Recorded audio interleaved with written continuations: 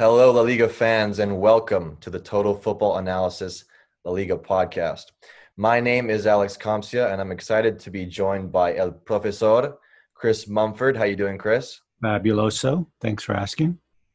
We also got current pro defender DJ Taylor in the house. Thanks for joining us, DJ, and how are you doing? I'm good, man. It's a blessing to be on here. Awesome. Next up, Rudi Voller on deck from England. A warm welcome. Thanks for joining us, Rudi. Thank you for having me. And of course, we have Scott Martin, who maybe is smiling just a little bit extra today because of what's happening at the top of the La Liga table. How's it going, Scott? Oh, big grin. Love that game. Love the result. Yeah, not so good for Barca fans like myself, but it's been a hectic week in La Liga with plenty of entertainment. Big news coming in that Barca have signed Pjanic from Juventus in a swap deal with Arthur.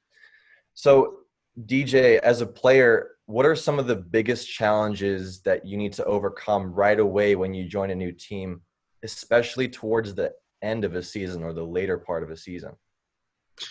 I think just getting used to your coach and your teammates is probably one of the biggest transitions, just feeling comfortable and not being nervous. I think especially with big transfers, some players might be nervous that they might not play or whatever.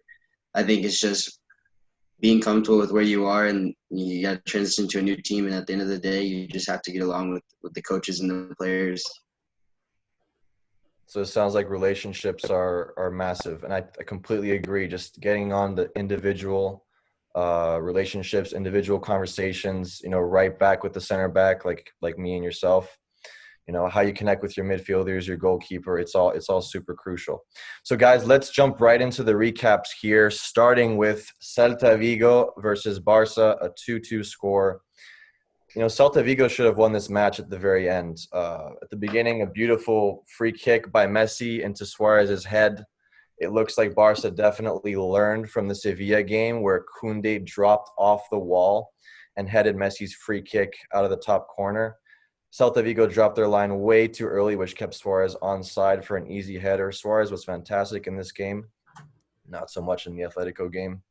But look, to highlight here, Umtiti and Piqué's partnership was not great. And to highlight Celta Vigo's first goal, to paint a picture, Umtiti gets caught overstepping way too high to press the forward, but also Piqué is just too far away from him to cover that space in behind. So Celta Vigo and Aspas in particular gets right in behind, and it's an easy, assist cross for him. So DJ, again, I've seen you run back and make these, incredible track back runs where you have no business getting back there. If a center back like myself oversteps and misreads the ball, what's your mentality right away to close down that space or to track back that winger? What are you looking for? What are you thinking about? I think the first reaction is to take that first step at an angle back to cover you. I think obviously if you take a wrong step to the left or to the right, that 1 second can cost you from being able to read the play or to be able to catch that winger. So I think obviously here Piqué's first step is decent, but he's just in the wrong position. He needs to be tucked in more. As soon as I see you, for example, fly forward, my first step is to my left. As a right back, I step to my left and I tuck in immediately. I think that's the fastest recovery for you to make a play. Spot on. And then unbelievable goal from Suarez, guys. What do you think about that? I mean, the way he just turns and shoots with his left foot on a dime. The center back was touch tight to him. I don't think it was particularly bad defending. What do you guys think? I got to tell you, I absolutely hate strikers that can make moves like that, because as a goalkeeper, you get zero reaction time, right? And I just love the way Suarez plays, because whatever it takes, doesn't have to be pretty. You don't get extra points for that. You get points for putting it back at the end of the net. And I don't think the defender had a whole lot of time to react, and the keeper certainly was just basically standing there. Right, and then the free kick right at the end, Chris. What would you say to Griezmann at the end? How is the wall set up? What do you think about that goal? Well, I think it's a couple of mistakes. Number one is I think the wall probably should have been at least one person over to the right to cover that near post. So I put some of the blame on the keeper, which, as you know, I absolutely hate doing. But the second thing is if you look at the highlight, Griezmann is jumping inwards, upwards and inwards. Right. And what's the point of being the wall if you're going to do that, right? I mean, it's I didn't go to be in a wall school, right? Because I was usually setting them up. But somewhere along the line, I imagine y'all learned that you need to jump. If you're going to jump straight up. Right. And it's I don't know what to say. But that being said, as with most goals in life in general, it's usually a series of small little mistakes that lead to either a great thing or a bad thing or a goal happening. Exactly. I can imagine Ter Stegen had a word with Griezmann right after. And then you look, again, another tie against Atletico just finished up 2-2. What a game. It was an electric start. I thought VAR and soft PKs are the main talking point here. Messi gets his 700th goal finally after a 3-game goalless streak. And Chris, what do you think about Ter Stegen's second PK? He's off the line, VAR calls it back, and he has to redo the PK. Do we ever see that called? I usually attribute that to bad reffing, but in the era of VAR, I mean, you look at the probabilities. If it were my way, I'd like to go back to the old NASL 35 yards out, 1v1 to determine any fouls in the PK box, but FIFA's not returning my calls yet. But it's a heartbreaker because he's so amped up and then you have to get up and do it again. And more importantly, you're being self-conscious about having to keep one foot on the line. And he's just completely out of it. So real heartbreaker, but rules the rules, right? I mean, I probably have more disputes with the PKs. I didn't realize that we were playing touch soccer. It's a new game that I'm just learning about, but I've just never seen so many soft PKs given in one match. In one match, yeah. It felt like a record. So as I was watching the game, I was thinking that, Barca puts so much responsibility on players like Semedo in the right back position. But the interesting thing about Barca is that they have the least amount of crosses in La Liga. So DJ, as a right back, let's say you're in the Barca system, you're playing for Semedo. One day you will be. And you're in that system. Barca tries to play centrally, but all the space is out wide, yet nobody's in the box. You only see Suarez by himself against 3 players. What is your thought process? Are you just trying to cut the ball back, going 1v1s? What do you think? I think, especially watching the second half of Barca Atletico Madrid, you can tell when Semedo gets the ball wide, he looks up, but he never sees anything. He just sees Suarez with 2-3 defenders around him. So I think the system allows him most times, which is what he did in the second half, was to either drive and take someone on 1v1 and get down to the line for a cutback, or to just combine the midfield and then him break the line as a winger. So I think it's interesting, like you said, that they don't have the most amount of crosses, but they're very versatile, and Semedo has the freedom to just take players on and do what he wants, and then also get in behind as a winger. So it's kind of interesting. Right. And how does that affect his defensive responsibilities? Because he like you said, he's pretty much playing like a winger. Is the responsibility for him to come back and track back, or is he covered? What do you think? I think also, obviously, with the system and the way that they're playing, it leaves it kind of open. Like, as you could see, Atletico Madrid was exposing the counterattack. As soon as Barca lost possession, Atletico Madrid was exploiting the flanks, getting in behind PK, or whether that was Linglet tracking back. Obviously, in this picture, as we see, you got Jordi Alba at wide too. They put both wingbacks really high up and forward. So with Carrasco, especially on the left, Atletico Madrid, it leaves them very exposed for the counterattack. Exactly. So Scott, as a biased neutral of sorts, what was your take on the tactics of the match? So these are pretty common tactics we see for Barcelona. And shameless plug, I included them on a magazine piece on the return of the triangle or the pyramid offense in the game. So one of the features is that you need those two outside backs to get way up the field to play high and wide. But then if you're going to do that, how does the rest of the team shape compensate? So if you're going to have Semedo and Alba play right in line with the forwards, or if Messi drops back into the midfield, Vidal steps up, so one less pressing player in the midfield. How do those remaining players, two center backs, the other two midfielders, compensate for the wide attacking play? I don't think Barca's figured that out with their rest defense. And with the attack, one thing that I'm seeing is that they are either all or nothing in the middle of the field. So in this play, we've got Suarez as the lone runner behind the line. But when Barca builds centrally, you've got 4 or 5 players sitting right there trying to break through an Atletico Madrid wall, which is just not going to happen. The lack of balance is a bit disconcerting. As far as Atletico Madrid goes, we knew what they were going to do. We knew they were going to sit back and counter, and they found those pockets of space behind the outside backs, which I thought they did well to penetrate in those areas. And just as a closing point, I thought that not starting Ansu Fati was a mistake. And the positive here is I thought Riqui Puig was fantastic in the midfield role, the way he drives forward and tries to combine. So hopefully Barcelona can build on that. But Scott, let's transition to Real Madrid. They're in such great form. What ended up happening in the Espanol and Mallorca games? So there were 2 very professional performances.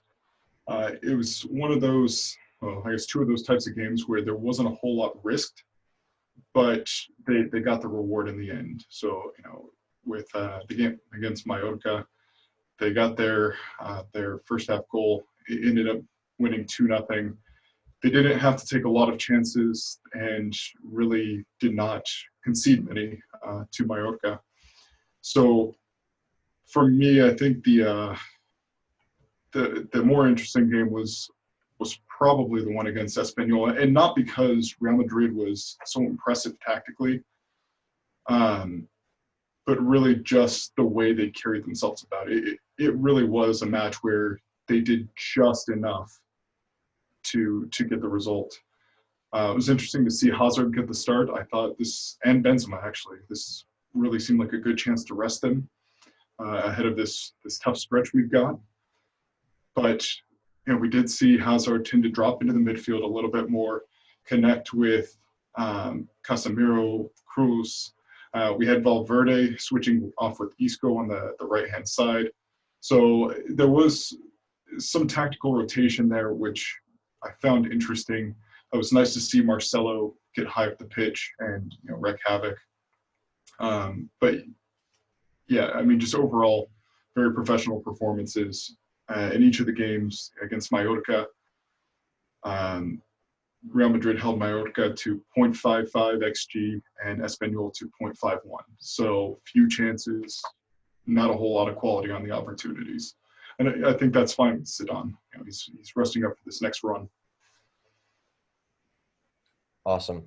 So switching over to an awesome game, Valencia Villareal. Rudi, this is always a tough matchup. What worked well for Villareal in this match, besides the amazing goals? Yeah, I mean, I think you've touched on the point there that there were 2 moments of real, genuine quality that obviously decided the game. The little magician, Santi Cazorla, with one of the best touches and assists you'll see this season, that laid it off to Joao Moreno with an unbelievable volley. And the first goal was Joao Moreno finding Alcacer in space in the box with another exceptional volley into the corner. So I think they were kind of, as you pointed out, the 2 moments of magic in the game that really did decide it. But as you can see here in the picture, most of the kind of attacking play from Villareal came in the space between Daniel Vaz and Dani Parejo in the midfield. You can see Hugo Guillamon there in the picture pointing, basically getting Daniel Vaz to get over to Alcacer. Time and time again, he found space in that gap in between the defence and midfield, which were Villareal were excellent kind of exposing it, and Valencia looked quite tired, if I'm being honest. During the game, they just lacked kind of the same aggression off the ball that Villareal had, and often left spaces in between the lines. And I think something needs to be said about, Gerard Moreno, because he's such a tricky player. He's playing up front with Paco Alcacer there, but he's receiving the ball kind of so deep and in Chukwueze's position on the right-hand side. He's the kind of player where you don't know whether he's coming or going, and he's got that technical ability to just play anywhere along the pitch with the ball. And he also scores a goal, as you saw later on in the game as well. So I think Valencia just overall didn't really kind of cope with Villareal in between the lines, and the fact that they had the technical ability when they set Valencia up to kind of pick that pinpoint pass and have that crucial touch to actually make it into a goal scoring opportunity rather than just keeping pressure and having possession. But that was basically the main kind of area where Valencia were weak and Villareal were able to expose them.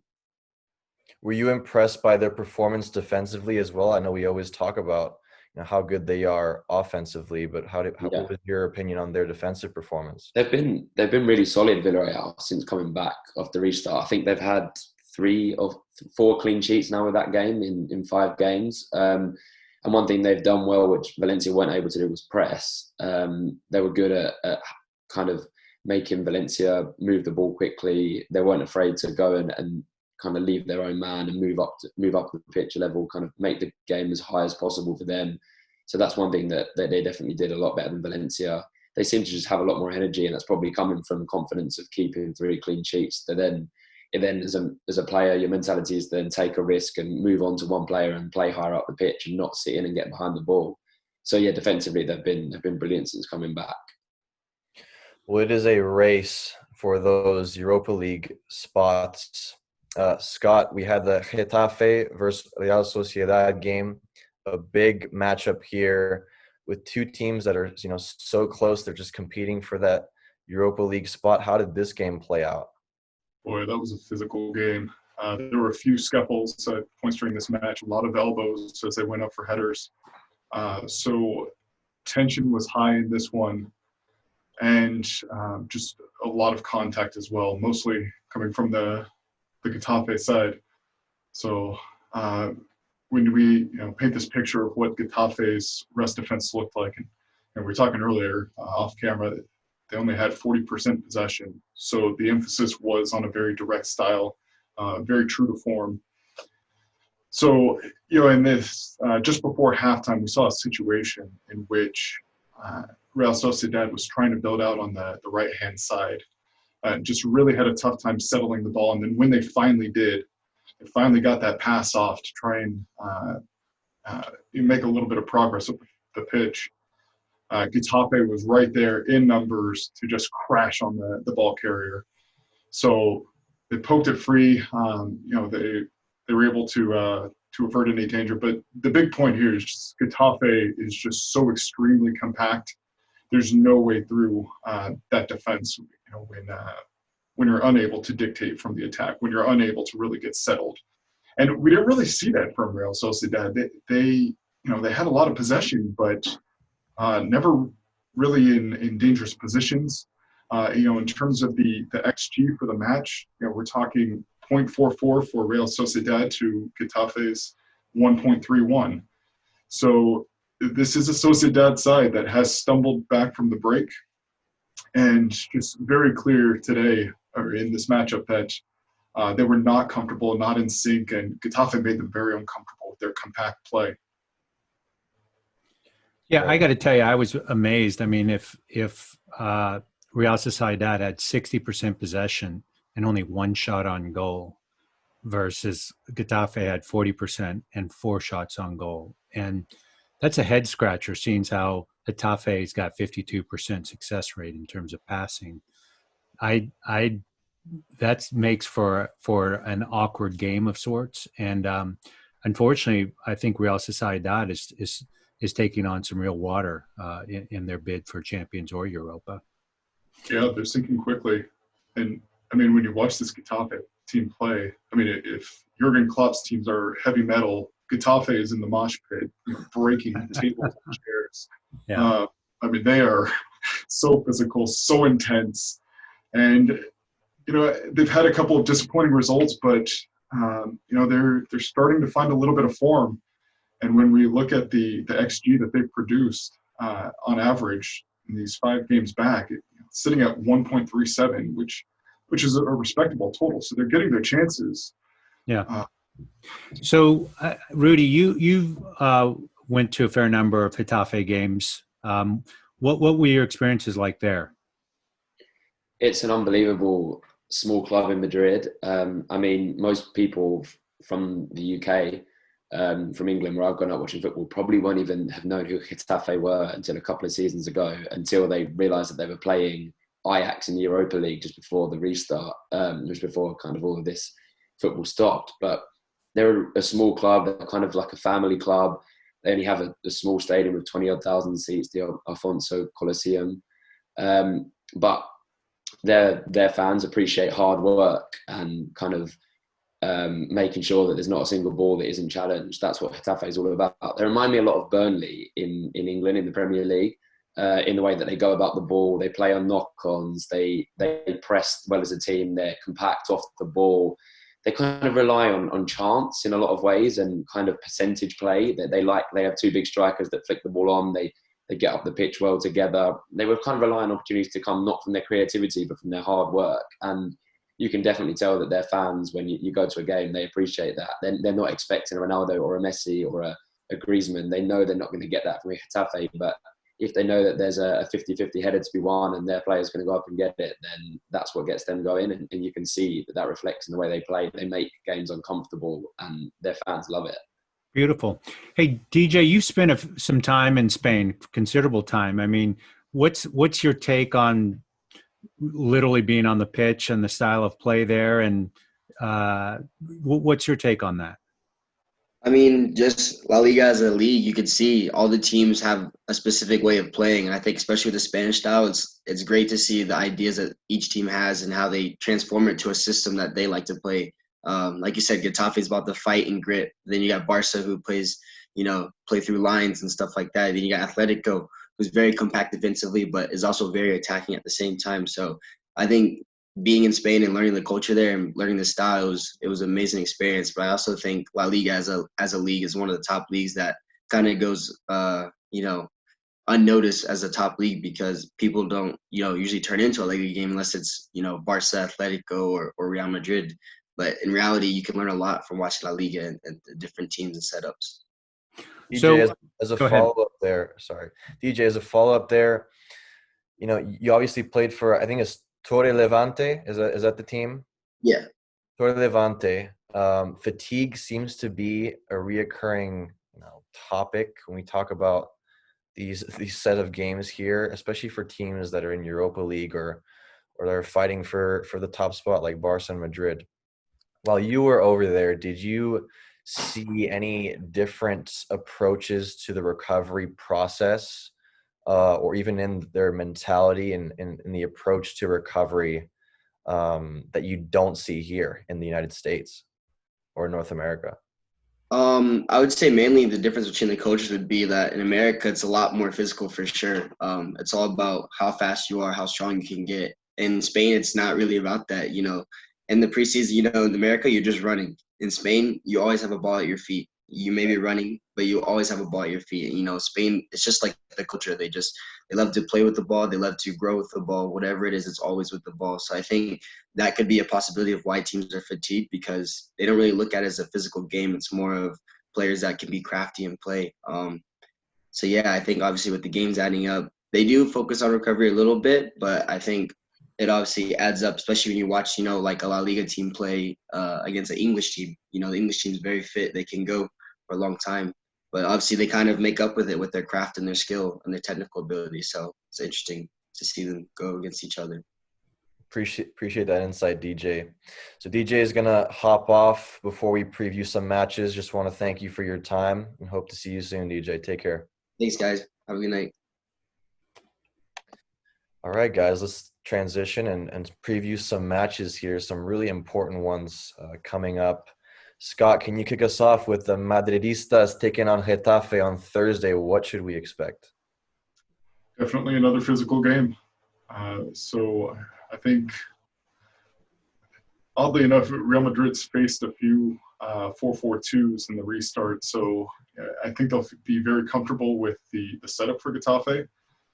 It'll just be a matter of adapting to their pace of play, the counter press, the aggression. Interestingly enough, when they did play last time in Getafe, Real Madrid really was very opportunistic, took advantage of a couple of set pieces from Rafael Varane. But for the most part, it was a pretty evenly played game.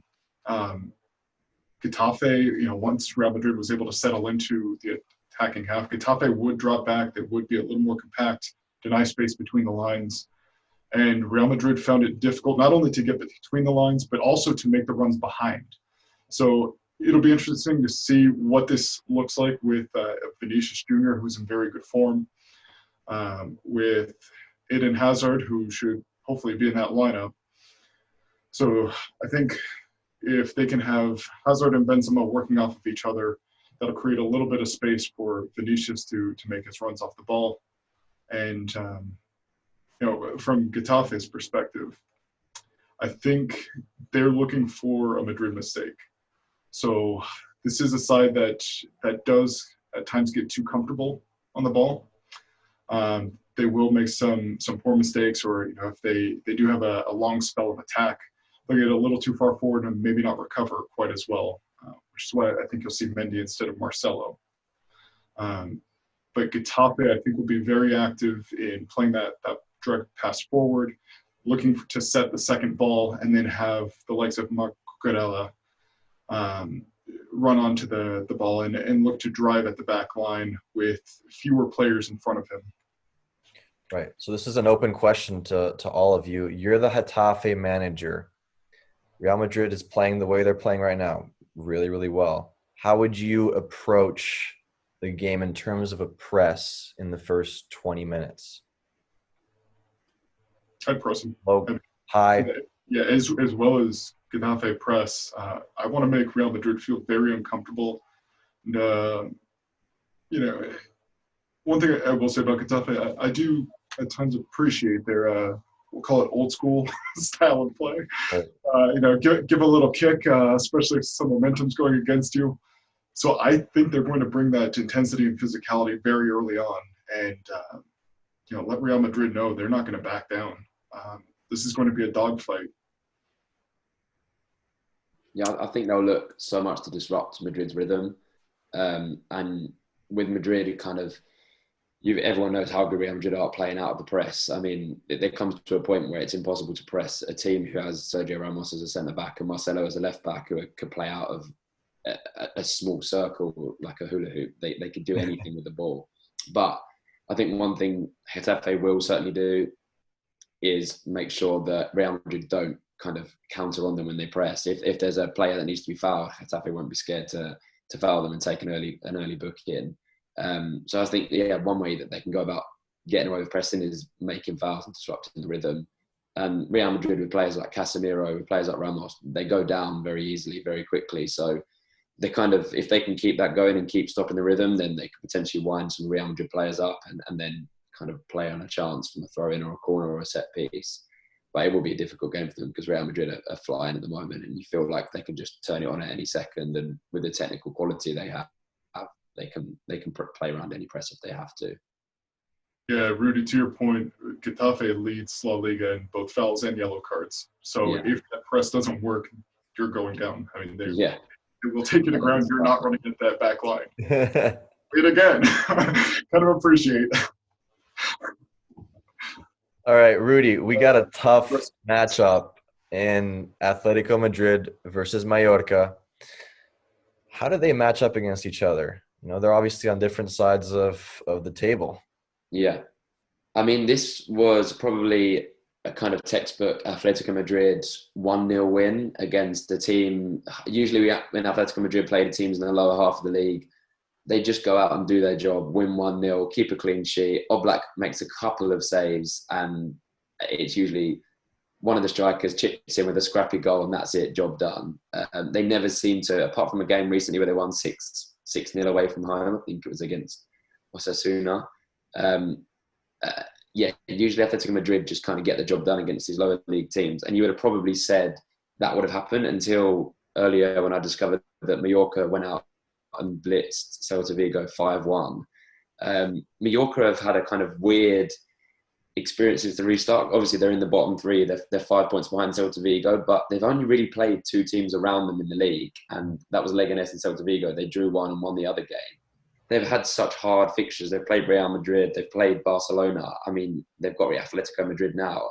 I think they'll be looking at it as a kind of game where Atletico Madrid are going to turn up and beat us. They're just too good for us. But having just beaten Celta Vigo 5-1, they might kind of think we've got nothing to lose here, and their technical players like Kubo may be able to come out of the show and really give Atletico Madrid a go. I think it's a game where they can just go for it. They should press, they should play higher, they should take their man on one-on-one. They've got nothing to lose in this game.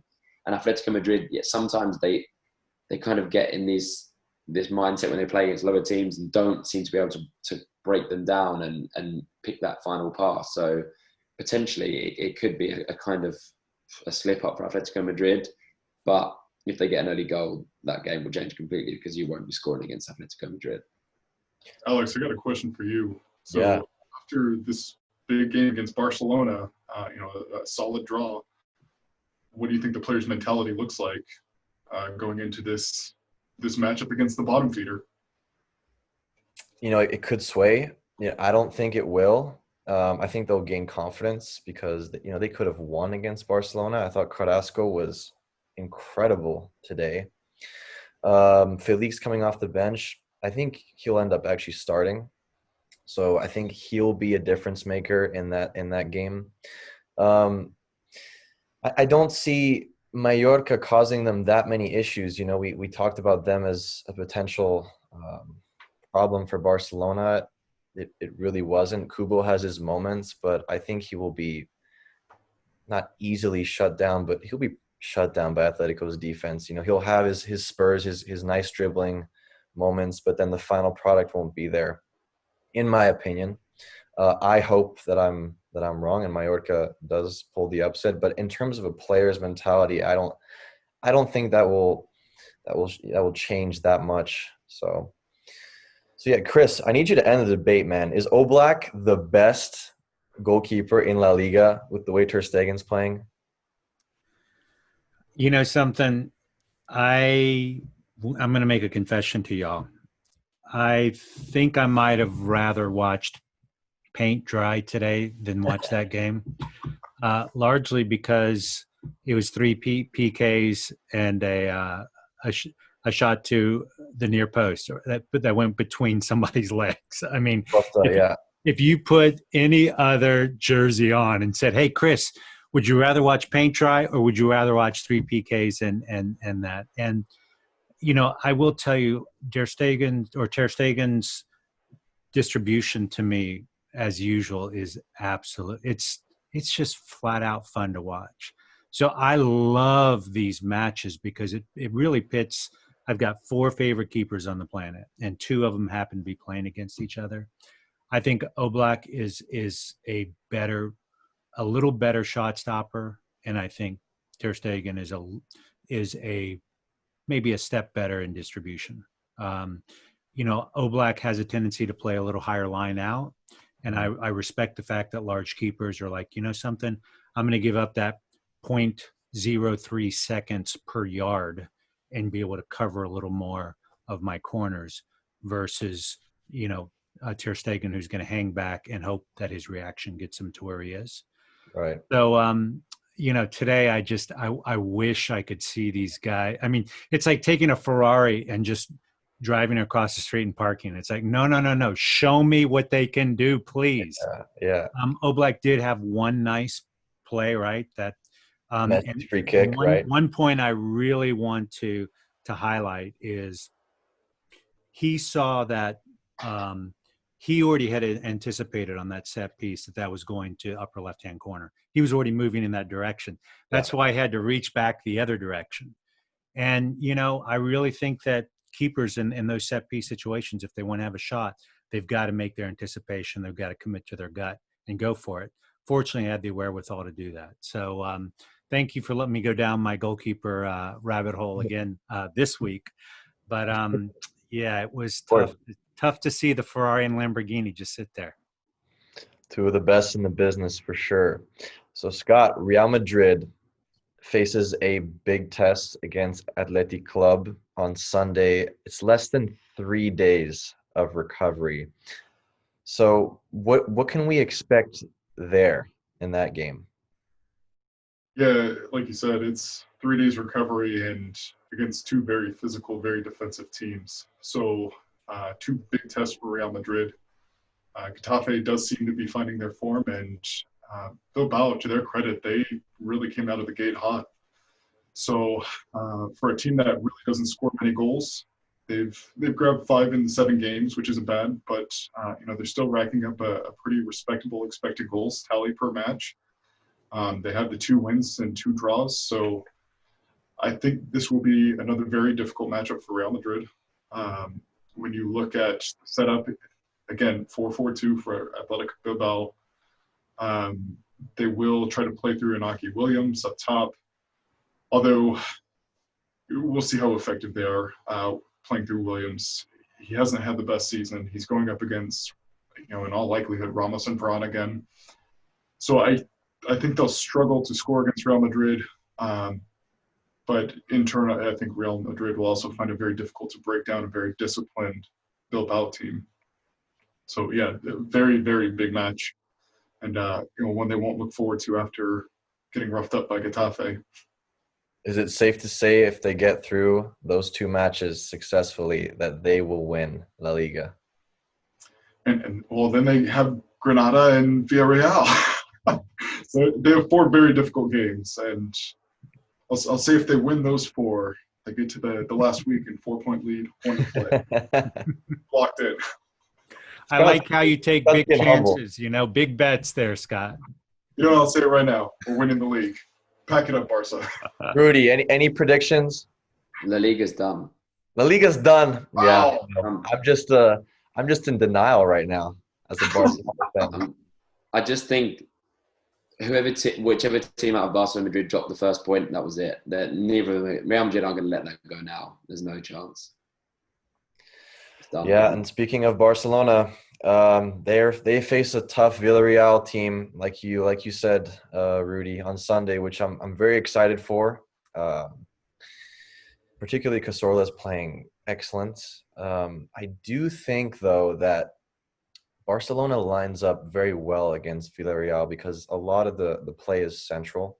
I think the teams that have been playing well against Barcelona as of late, Sevilla, Atletico Madrid, even Celta Vigo, a lot of success has been in those wide areas.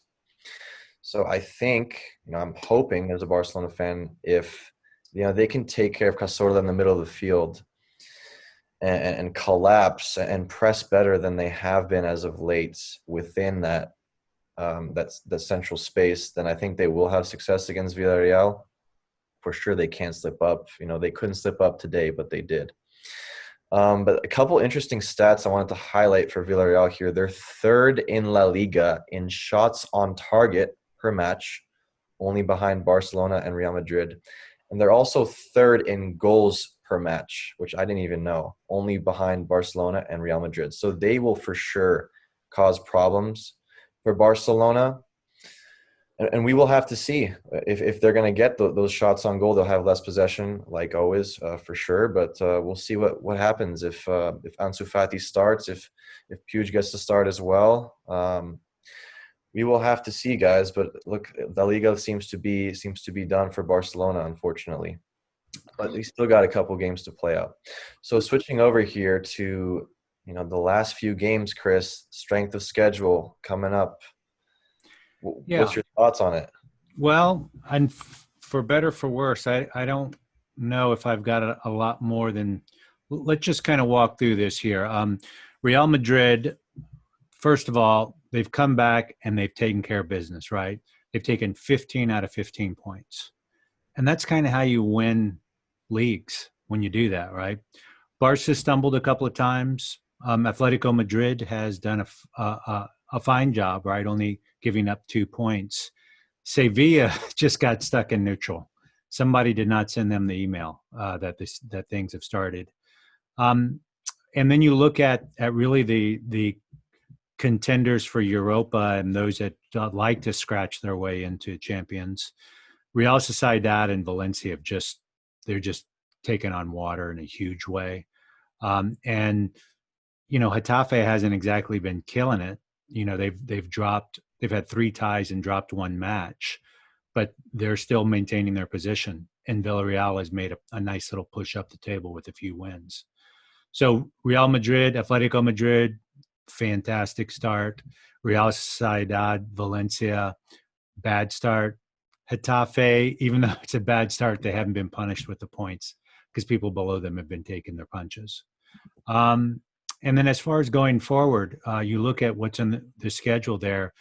I disagree. I think that, Real Madrid has got, they've got a couple of tough games, but Atletico, they just got past Barca today. They've probably got the easiest schedule.